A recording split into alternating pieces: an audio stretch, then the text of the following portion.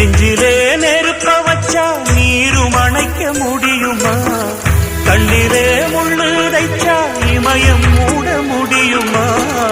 பாரத கதையும் கூட பழியில் முடிஞ்ச காவியந்தான்.